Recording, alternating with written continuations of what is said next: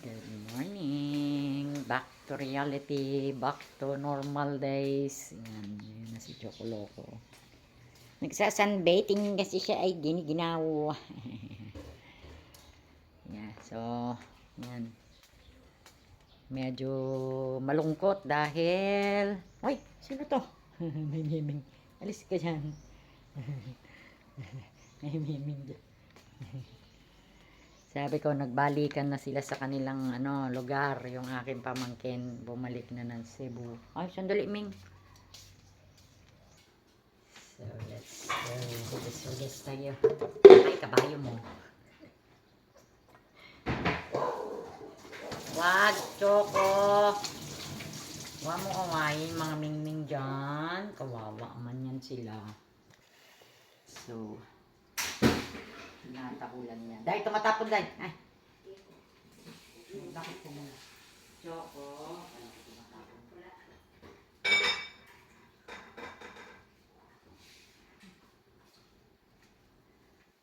So, tinahulan ni Choco ang cat. May cat kasi sa labas. So, back to regular, normal days. Yeah. So, silipin natin. Ganap. Bakit mo inaway? Sinong inaway mo? Yung Miming? Wala, inaway mo yung Miming, Choco. Kawawa naman. Inaway mo. Inaway ka. Choco? Inaway mo yung Miming. Kawawa naman. Asa na? Kinain din? Tinan ko. Ay, andan ka naman. Yan o. Tinan nyo. Ayan siya. Hinabol ka ni Choco di ay. Kawawa man. Ay, siyempre magkalaban nga naman yung aso at saka pusa. Tinatamad pa akong maligo. Pero nakaready na yung panligo. So, magkano kami na nilagang baboy. Yan. Tikman muna natin kung hindi siya matabang.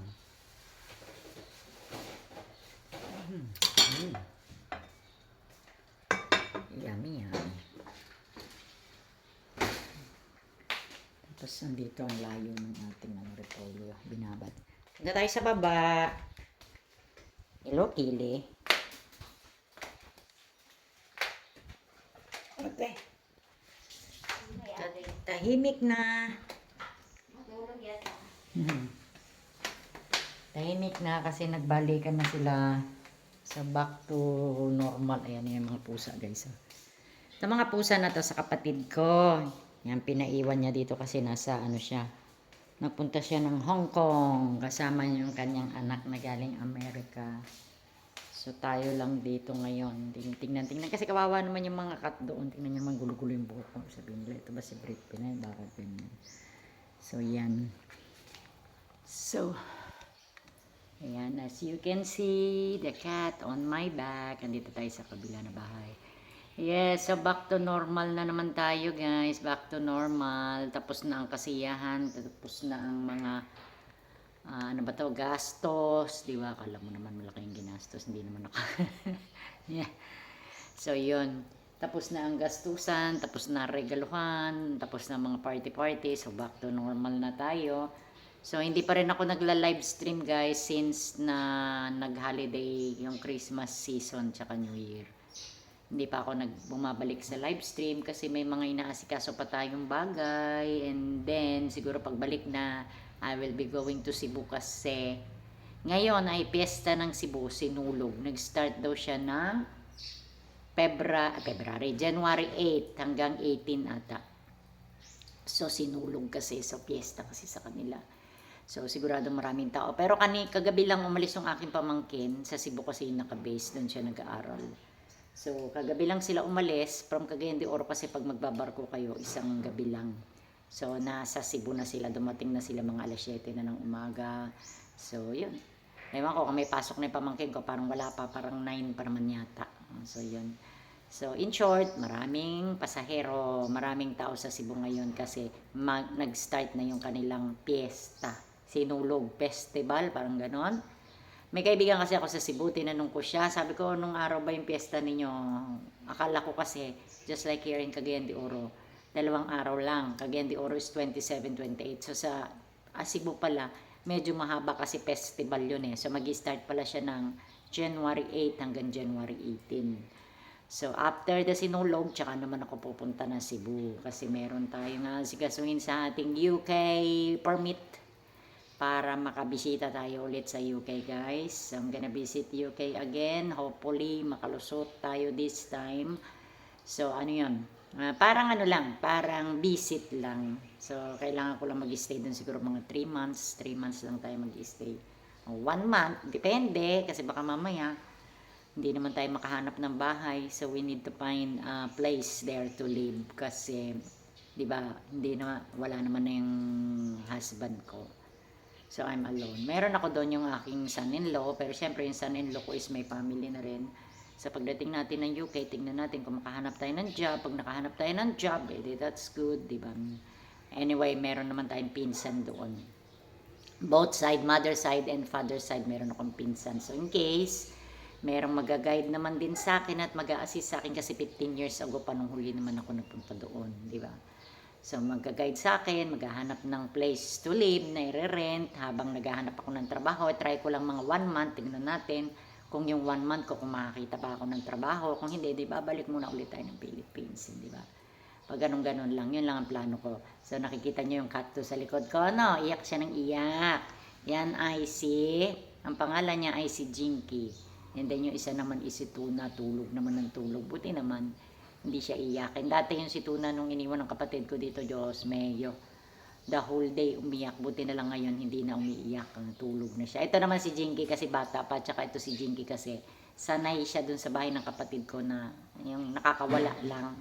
So, labas lang siya ng labas. Dahil magbabakasyon yung aking kapatid sa Hong Kong ng 3 days, iniwan muna niya dito. So, kinulong namin. Hindi naman namin pwedeng pakawalan, guys. Kasi pag pinakawalan namin ito, tatakbo, baka maghabulan kami dito sa subdivision na napakalaki. So, mahirap maghanap ng animals, di ba? So, yun. Kaya, naka-cage sila for 3 days while wala yung brother ko. Sa pagdating ng brother ko, kukunin na sila. 2 days, 3 days lang naman siya sa Hong Kong. So, nag-holiday sila ng Hong Kong after ng Christmas at saka New Year. So, tayo naman pupunta ng Cebu para ayusin ang ating mga papeles, hindi ba? So, hopefully maging okay ang resulta. Kasi kung hindi pa din okay ang resulta, mag-a-apply ulit ako na ibang route na naman. Lahat ng route, susubukan. Lahat ng route. Yes, so nandito tayo. Andun lang ako, guys. So, andun lang yung mga cat. Natutulog sila. Habang natutulog sila, abay magbablog tayo. Ang cute nung kanyang cage. May ahas pa. Tulog yung isa. Yeah. So, yun. Ano ba yung sinasabi ko? Yung sabi ko, as I was saying, different route na naman ang ating susubukan. Kasi the last time na nag-apply po ako ng permit, which is, ang in-applyan ko ay mali ako. So, relevant person of Northern Ireland yun na ilagay ko. Kasi pag nag-a-apply po tayo ng visa, iba't ibang route yan. So, ang nai-apply ko pala doon is relevant person of Northern Ireland. As I thought, yun ang ng papel ng asawa ko dati. Kasi ang asawa ko is British citizen, di ba guys? But they are Irish. But ang parents niya is both Irish. And then they moved to the UK, kaya doon siya pinanganak. So, kaya siya naging British citizen. So, mali daw yung route ko. Kasi nga, relevant person of Northern Ireland yun na i-click ko. So, napunta tayo ng Manila dati. I spent almost 50,000 ng panggastos ko papuntang Manila, papunta at pabalik. Buti na lang nandyan yung kapatid ko na nag-support sa akin. So, pinalitan niya yung akin na gastos. Tingnan yung cat. Oh, nakabikang-kang. Oh, sarap ng buhay. Oh. Mukhang happy naman siya. Mukhang tahimik naman si Tuna. So, yun. So, yun guys. Ibalik ko yung aking chika. So, yung nangyari dati, I spent almost 50,000 kasi back and forth tayo sa Manila. And then, nag-airplane pa tayo. And then, may kasama pa akong Inday.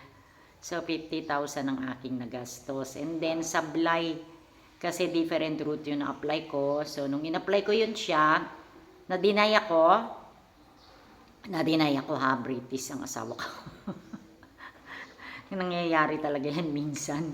Kahit na pa, wala namang powerful na ibig sabihin kahit asawa ka, anak ka pa, minsan nadi-deny din talaga tayo.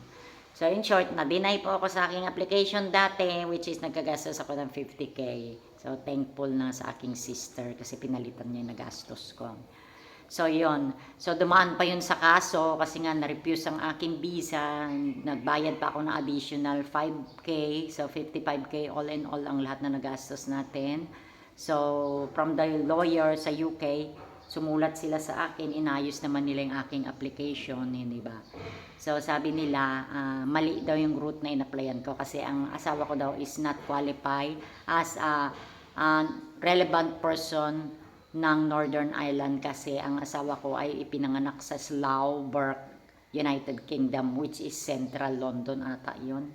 So, basta may sablay na isa doon. So, yun, in short, sinabi nila sa akin na kindly reapply daw ng route daw ng retain rights to reside. So, ngayon, ito, try ulit natin ang ating best kung anong mangyayari. So, nag-apply na naman ako ng family permit, which is sa mga option kasi nila guys, hindi nyo makikita, ang hirap kasing hulaan eh. Meron yung AUSS family permit sa mga Swiss national, meron yung sa Northern Ireland, meron yung, basta, maybe mga ano siya guys, mga 4 or 5 route yung dapat ninyong apply yan when you are applying for an AUSS family permit. So which is, ang in-applyan ko ngayon is yung last, which is yung normal family permit lang na kinukuha ng mga tao pag nawala yung biometric residence mo, yung biometric residence permit mo sa UK, yun yung one way lang na palulusutin ka nila, which is magtatagal ka doon ng 3 months para mo maayos. So, permit lang yon para makapunta ka doon. So, pagdating mo doon, meron ka pa ding aayusin kasi just like my situation. So, in case na if God's will, makalusot po tayo this time. So, bibigyan tayo ng permit nila. So, 90 days yun. So, 3 months. So, within 90 days, mag-stay ka dun sa UK. Yung 90 days mo na yan, a-apply ka ng AUSS na retain rights to reside. So, parang settle. Mag-a-apply ka ng settle. 2 version din yung settle. Yung parang, kung hindi full-time na settle ka doon, meron din yung parang half lang, parang ganon. Hindi ko alam kung anong tawag doon.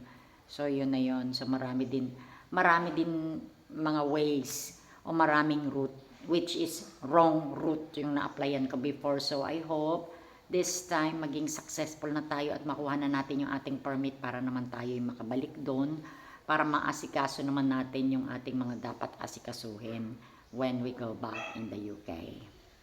Continuation nito guys, actually, we are talking about the UK, di ba? Actually, ang plano ko, kung hindi ako makakalusot again dito sa second route na ito na in-applyan ko, which is the normal permit, sabi ko nga, I will do my best, di ba? Hindi tayo titigil hanggat hindi natin nakukuha. Para lang itong nagba-board exam tayo, guys. Nagba-board exam, di ba? Minsan sa board exam, hindi ka nakakapasa.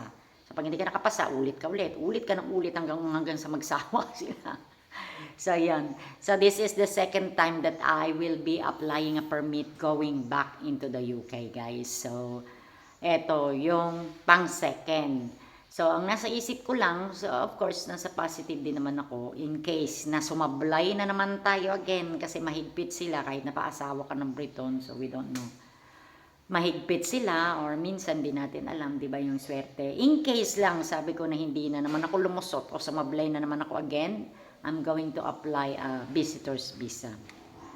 Visitor's visa naman ang susubukan. Yung visitor's visa, kahit naman sino guys, pwede namang mag-apply ng visitor's visa sa UK. Basta meron kayong pera, meron kayong kamag-anak, di ba?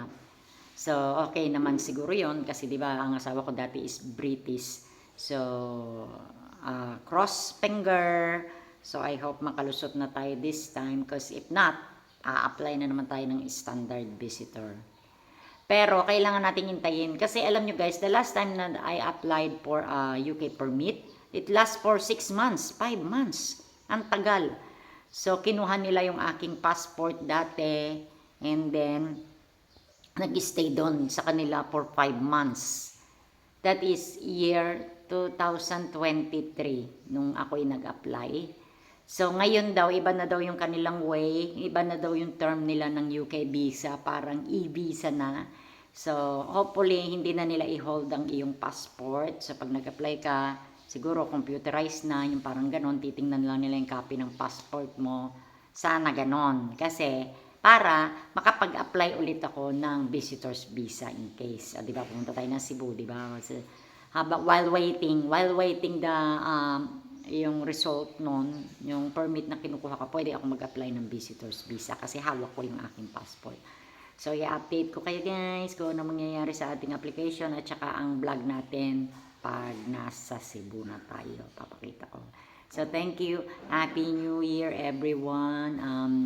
Thank you sa aking mga supporters, sa ating mga subscribers, sa ating mga viewers. So, thank you guys. Naka-reach na ako ng 700k ang Brit Pinay Vlog PH. So, thank you guys. I love you. Salamat po sa support. Thank you, thank you. Bye. Tingnan mo naman yan, oh. Nakabikang kang.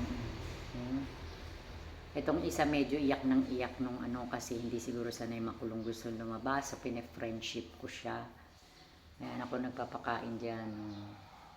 Ayan, oh, sarap ng tulog niya. Ano, mukhang at home, nakabikang kang. Ano. Tingnan mo naman yan, oh. Nakabikang kang. Itong isa medyo iyak ng iyak nung ano kasi hindi siguro sanay makulong, gusto lumabas. So, pine-friendship ko siya. Ayan ako nagpapakain dyan. Ayan, oh, sarap ng tulog niya. Ano, mukhang at home, nakabikang kang. Ano. Nilaga na baboy.